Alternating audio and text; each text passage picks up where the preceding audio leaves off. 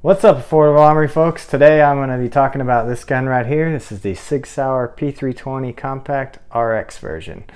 So without further ado, let's head over to the bench and we'll get started. Alright guys, so we're here at the workbench and I'm going to talk about the P320 RX Compact. So as always, we'll start with price and affordability. I have to admit, when I bought this gun I was still in the military, so I bought it at LE military prices. If you're gonna buy this gun, it's gonna cost you probably, I don't know, $500 and up.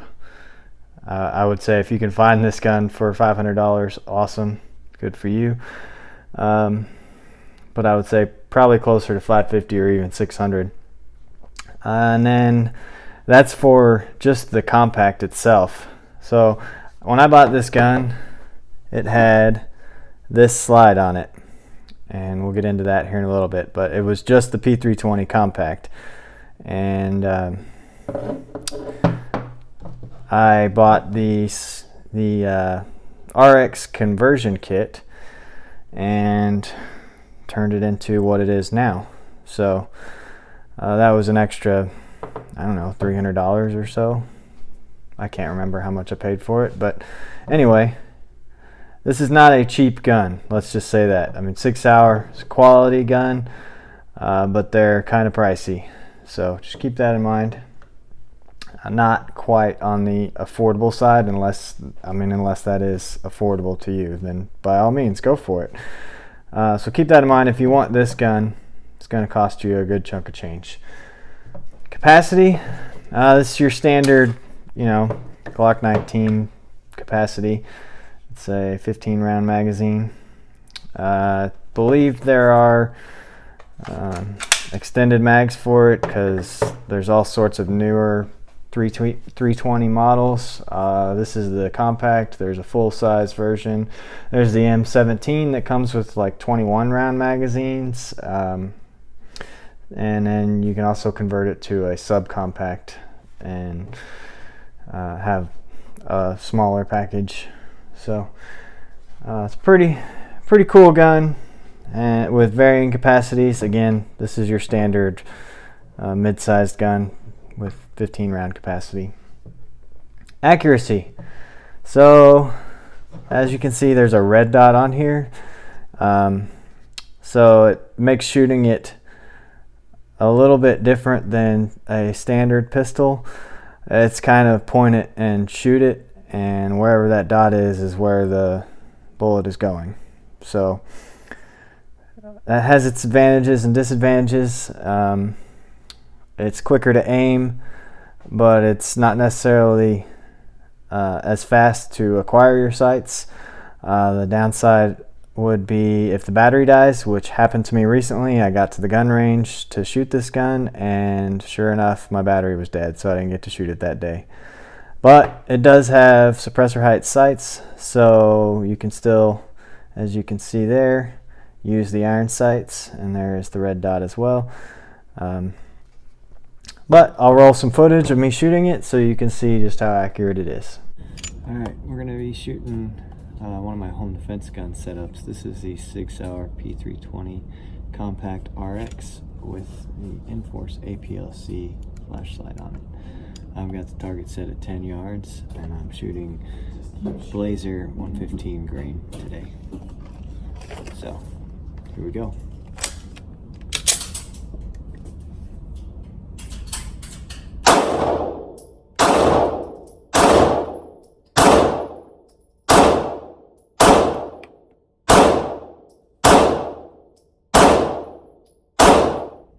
Pretty good. Alright, so that was, that was pretty, not really rapid fire, but it was, I loaded and I pointed and I shot, and as soon as I saw my sights again, I fired again, and that was from cold. So I didn't do any dry fire practice before. I just loaded up and shot. So I'd say that's pretty good. If I slow down, I can tighten it up just a little bit, and I'm going to do that right now.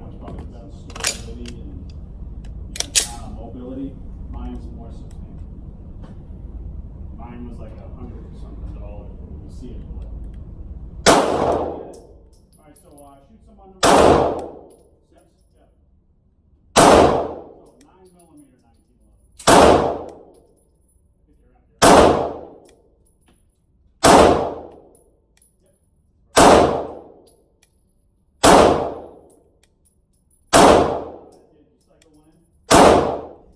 Oh, maybe not.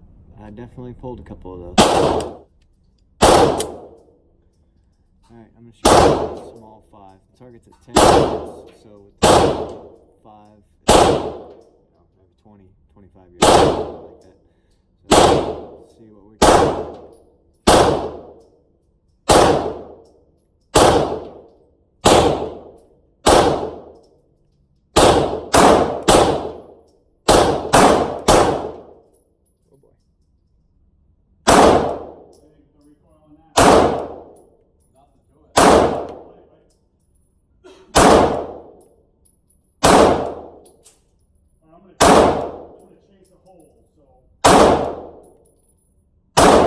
Not bad.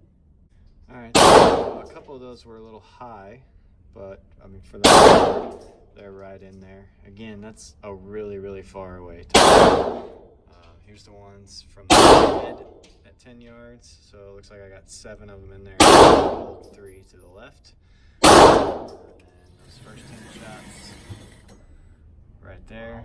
Looks like I got 2 of them that were dead on, right in the X. 3 to the right, 3 to the left, and 2 low. So overall, that's pretty good. That's 30 rounds fairly quickly. I'm gonna finish off this box and go from there. Alright, I've moved the target in closer. It's at 5 yards now. I'm gonna shoot for the upper 8. This is 15 rounds. Yeah, I just loaded one at the fast.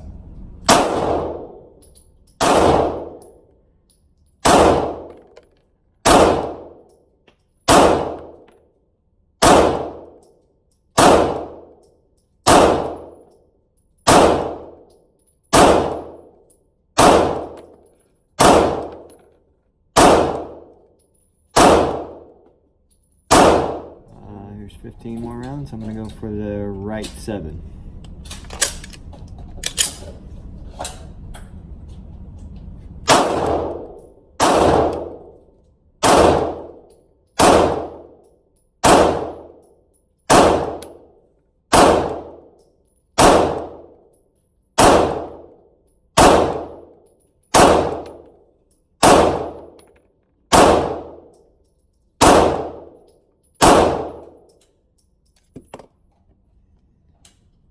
Bad. 15 more, I'll go left 7.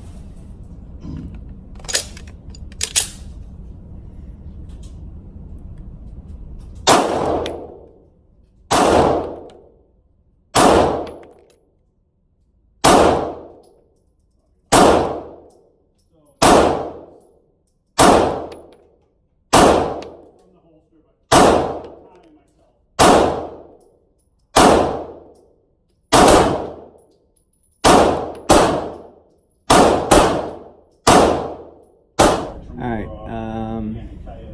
upper 7.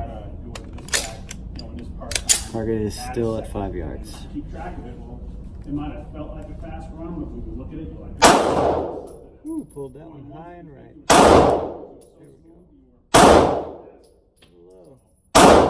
There we go. Bullseye. Bang. There we go. Now we're getting it. Alright. Took me a second to get on there, but I got it. Let's go for 8 low. 10 more rounds.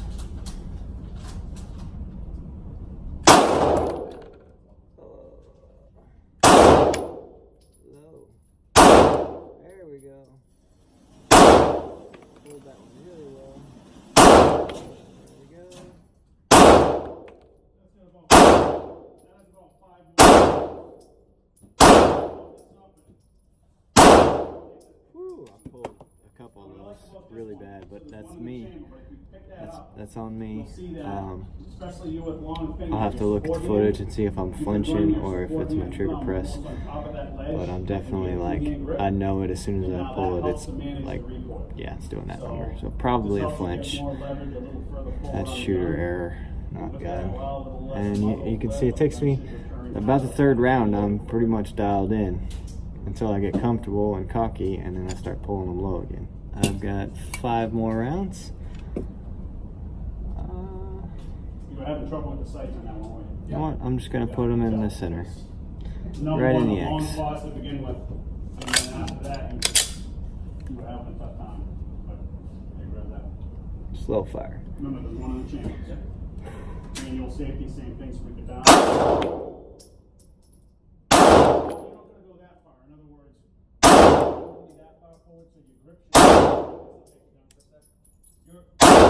And that's that.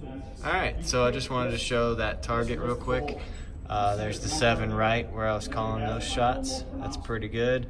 There's the 7 left where I was calling those shots. Again, I had one flyer low and left, but pretty decent group.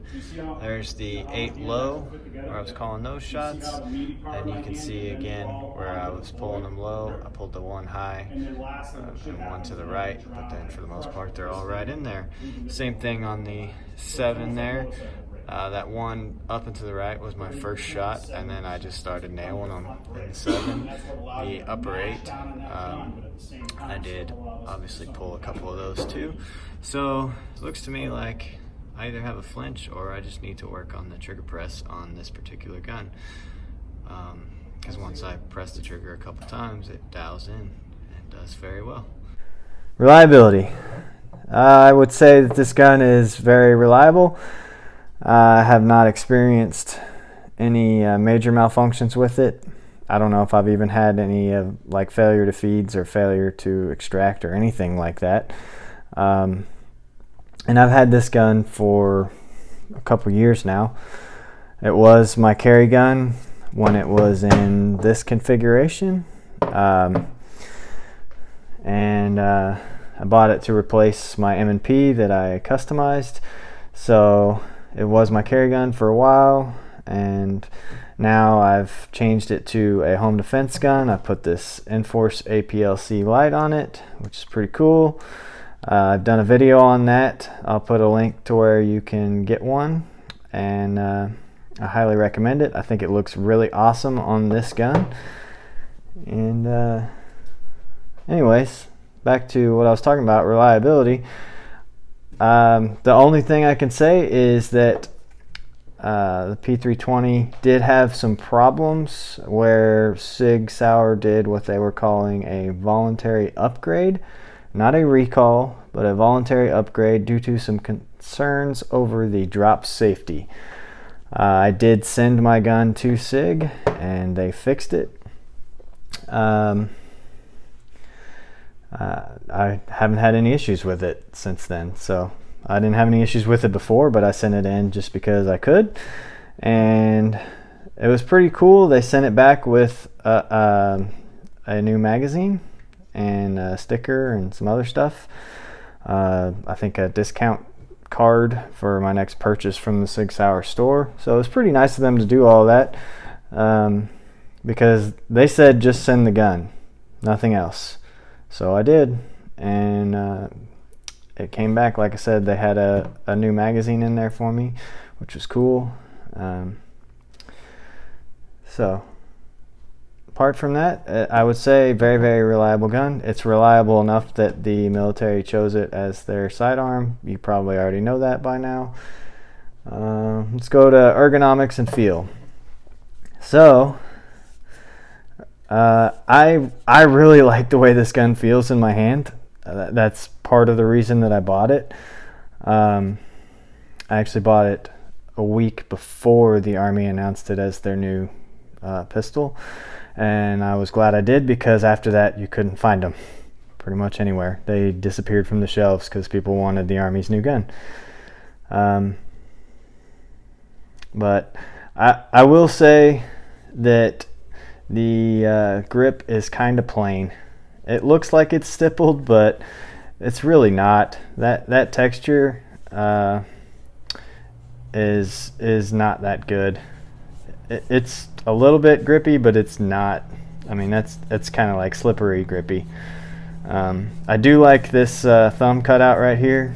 That's pretty nice. I mean, you can see my thumb fits in there nicely, and then when I want to go to press the magazine release, my thumb moves to it very naturally. It does have kind of a high bore axis if you care about such things. So when you shoot it, you do kind of feel the recoil more than some other 9mm, but 9mm recoil is negligible at best, so I don't so much care about that. But it can be, we'll say, chunky, I guess. But as far as the slide serrations, they're pretty good. That's very significant slide serrations on the front there. I mean, if you wanted to do your press check thing, you very easily could. I'm not going to, because I don't do that. And then as far as racking the slide, I mean, that's very easy to grab a hold of and rack. Super easy. With the red dot, I can just put my hand right there and rack it that way. That's like the super tactical way. Alright, so takedown. We will remove the magazine, lock the slide to the rear, and turn the lever here, which won't happen if you do not remove the magazine, and then simply move the slide forward. There you go. Easy peasy. Cool thing about this gun, it is a chassis gun, so you remove this takedown lever / pin, it just pulls straight out like that, and then this entire chassis will come right out. I'm not going to do that for you today because just kind of don't feel like it, but you can see how dirty it is in there because I've been shooting it. Probably need to clean this gun, but I mean, in case you were wondering how it works, there you go, just like that. Now let's look at these slides here, because I noticed some differences, and you probably will too. So I've got the original slide in my right hand here and the RX slide in my left hand here, and first thing you might notice is that little hole. I have no idea what that hole is for. Maybe one of you viewers can tell me, but I honestly don't know what that's for. Yeah, and then another difference is in the recoil spring and guide rod. Look at that. It's like squared off. I don't know why that is. The original one, as you can see, was rounded. And there's also some differences in the locking portion of the barrel. If you see that, there's more of an angled cut there, whereas this is, it's like squared and then rounded on the corners. This has more of, you know, like a rooftop shape to it. Again, I don't know what the difference was there, or why they did that.